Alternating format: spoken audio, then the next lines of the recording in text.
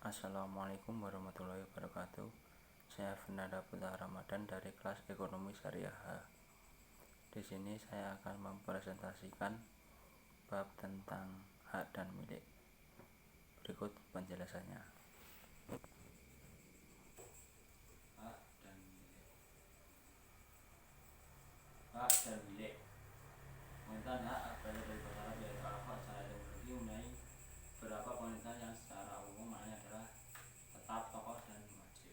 Dan hak juga dapat diartikan dengan benda, milik, wujud, ketetapan, kewajiban atau kepastian. Pengertian ini dapat dipahami dari beberapa firman Allah yang ada pada beberapa surah dalam Al-Quran. Di antaranya dalam surah Yasin ayat 7 yang berbunyi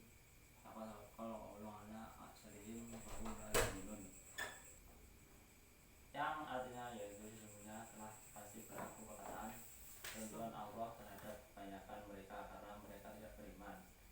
Adapun pengertian hak secara terminologi para fuqaha mendefinisikan secara umum memberi pengertian yang meliputi benda-benda yang dimiliki, manfaat dan maslahah serta masalah-masalah yang ditetapkan oleh syarak seperti sofa, biar, khodanah dan sebagainya.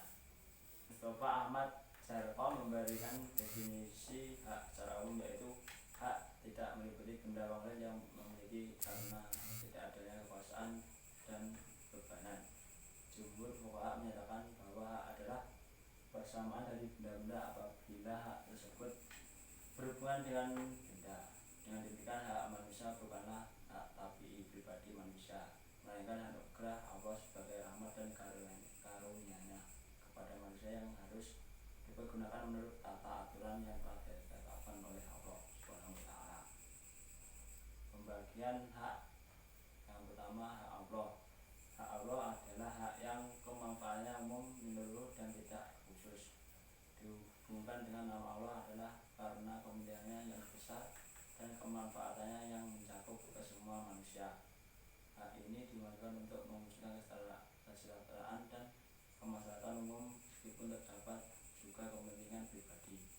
Hak ini dinisbahkan kepada Allah karena urgensi dan kemaslahatan manfaat yang dihasilkan untuk kepentingan masyarakat. Sebagai contoh adalah ibadah, sholat, puasa, zakat, tidak melakukan tindakan kejahatan, amar ma'ruf nahi munkar, memelihara fasilitas umum seperti sungai, jalan, masjid, dan fasilitas lain yang dibutuhkan masyarakat. Yang kedua adalah hak manusia. Hak manusia adalah sesuatu kemasalahan dan kekuasaan yang dimaksudkan untuk kepentingan khusus pemiliknya. Baik hak itu bersifat umum seperti menjaga kesehatan, menjaga harta, melawan kejahatan dan kezaliman, menikmati fasilitas umum milik negara. Demikian juga hak yang bersifat khusus seperti menghormati hak seorang pemilik terhadap kepemilikannya, hak penjual mendapatkan harga uang dan pembeli mendapatkan barang, hak seseorang untuk mendapatkan ganti dari hartanya yang dirusak dan mengembalikan harta yang dirampas, hak istri untuk mendapatkan nafkah dari suaminya, dan hak setiap orang untuk melakukan kegiatan aktivitasnya.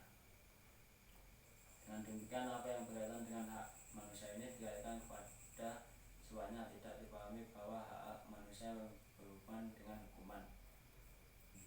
Yang ketiga adalah hak bersama. Hak bersama ini merupakan penggabungan dua hak sekaligus, yaitu hak bersama antara hak Allah dan hak manusia.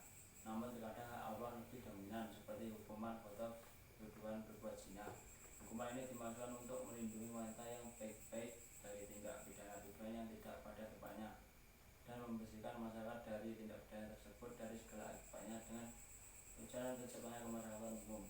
Hukuman ini bertujuan untuk menghilangkan aib wanita yang dituduh dan mengembalikan nama serta kehormatan manusia. Hal ini terlihat merupakan hak manusia dan hak Allah, yaitu pemeliharaan terhadap kehormatan manusia serta mensucikan dirinya dari kezaliman. Jadi di sini hak Allah lebih dominan.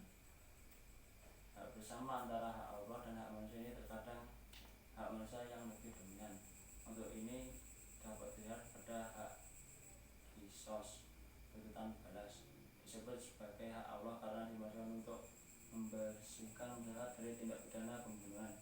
Namun dalam hal ini hak manusia lebih dominan, yaitu adanya hukuman setimpal sehingga akan menimbulkan rasa sakit, artinya karena prinsip qisas dan salah atau persamaan. Ditinjau dari segi dapat tidaknya digugurkan, hak terbagi menjadi dua, yaitu hak yang dapat digugurkan. Pada dasarnya hak dapat digugurkan kecuali apabila terdapat sebab-sebab yang menghalangi pemiliknya untuk menggugurkannya. Hak yang dapat digugurkan misalnya hak sufah kayak khiyar, yaitu hak yang membatalkan atau meneruskan perjanjian jual beli karena terdapat cacat, hak qisas dan sebagainya. Yang kedua, hak yang tidak dapat digugurkan. Hak yang tidak dapat digugurkan dan sebab-sebabnya sebagai berikut. 1. Hak yang belum ada ketika digugurkan, seperti guguran istri atas hak nafkah yang belum diterima dan belum waktunya. Yang kedua, hak yang tidak dapat digugurkan karena syarak memandang sebagai sifat zat yang pasti dan tidak dapat dihindari, seperti hak ayah atau kakek atas perbuatan anak-anak atau cucunya. Yang ketiga, terakhir, hak yang tidak dapat digugurkan karena berguguran berarti merubah hukum syarak, seperti hak rujuk atas istri yang ditolak resmi, cerai yang ada kesempatan rujuk kembali. Selanjutnya, pengertian bilik. Bilik berasal dari bahasa Arab. Secara lughawi, pengertian milik adalah memiliki sesuatu dan sanggup bertindak secara bebas terhadapnya. Secara istilah, pengertian milik suatu istighos yang menghalangi yang lain. Menurut syarak yang membenarkan si pemilik istighos itu bertindak terhadap barang yang dimilikinya harganya, kecuali ada penghalang. Dari beberapa definisi di atas dapat disimpulkan bahwa hak milik seseorang adalah sesuatu ketentuan atau aturan yang menurut syarak seseorang itu boleh mengambil manfaat dari barang yang ia miliki terhadap barang miliknya sepanjang tidak melanggar aturan-aturan syarak dan tidak mengganggu hak orang lain. Sumber hak milik yang pertama yaitu isrotul mubahat, yaitu memiliki benda yang boleh dimiliki sesuatu tempat untuk dimiliki. Yang kedua, al-qut'at. Yang ketiga, al-kalafiyah atau pewarisan. Yang keempat, at-tawaludu minal mamluk atau berkembang biak. Sebab-sebab kepemilikan.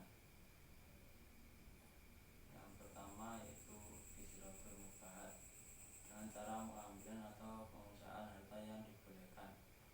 Ihras al-mubahah, melalui penguasaan terhadap harta yang belum dimiliki seseorang atau lembaga hukum lainnya, yang dalam Islam disebut sebagai harta yang mubah, seperti batuan dan pasir di sungai, ikan di laut yang diambil untuk diusahakan kemudian dibawa pulang, dan dia boleh memanfaatkannya sendiri atau mau diperjualbelikan, dan berbagai bentuk penganiayaan kepemilikan karena harta tersebut sudah menjadi miliknya.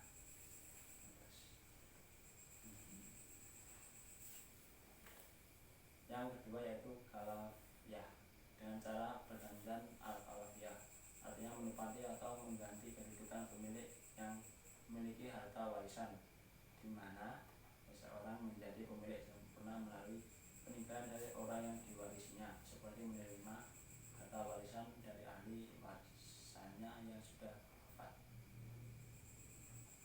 Selanjutnya, tawalud minal mamluk, dengan cara pertambahan atau kelahiran tawalud minal al-mamluk, hasil dari harta yang telah dimiliki seseorang, baik hasil tersebut datang secara alami seperti buah dari pohon yang dimiliki dan bulu domba yang dihasilkan dari domba yang dimilikinya, ataupun hasil tersebut secara perbuatan seperti hasil usahanya sebagai pekerja maupun keuntungan dagang yang diperoleh seorang dagang. Klasifikasi milik. Yang pertama, milik tam. Milik al-tam, milik sempurna, yaitu apabila materi dan manfaat harta itu dimiliki sepenuhnya oleh seorang, sehingga seluruh hak yang terkait dengan harta itu di bawah penguasaannya.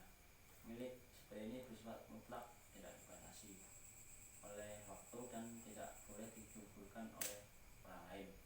Misalnya seseorang memiliki rumah, maka dia bebas menguasai rumah tersebut dan memanfaatkannya secara bebas selama tidak bertentangan dengan syarak. Yang kedua, milik nasihah. Milik an-nasihah atau milik tidak sempurna, yaitu apabila seseorang hanya menguasai materi harta itu, tapi manfaatnya dikuasai oleh orang lain, seperti seorang yang mempunyai sebidang sawah yang disewakan kepada orang lain, atau seseorang yang mempunyai rumah yang pemanfaatnya diserahkan kepada orang lain, apakah dengan cara sewa atau peminjaman. Bila seseorang yang memiliki salah satu dari benda tersebut memiliki benda tanpa memiliki manfaat atau sebaliknya.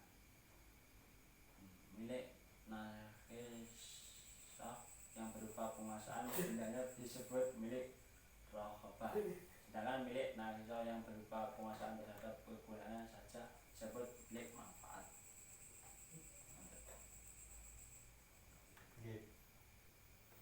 Dan yang terakhir adalah macam-macam milik. Tidak dari segi mahal, tempat milik dapat dibagi menjadi 3 bagian, yaitu yang pertama milik ain atau milik al-rohobah, yaitu memiliki semua benda, baik benda tetap, manfur maupun benda-benda seperti pemilikan terhadap rumah, kebun, mobil, dan motor. Yang kedua milik dain. Milik adain yaitu pemilikan karena adanya utang, misalnya jumlah uang yang dipinjamkan pada seseorang atau mengganti benda yang dirusakkan. Utang wajib dibayar oleh orang yang berutang. Dan yang ketiga milik manfaat, yaitu seseorang yang hanya memiliki manfaat saja dari suatu benda, seperti benda hasil meminjam dan wakaf yang lainnya. Sekian presentasi dari saya. Apabila ada kurang lebihnya mohon maaf. Wassalamualaikum warahmatullahi wabarakatuh.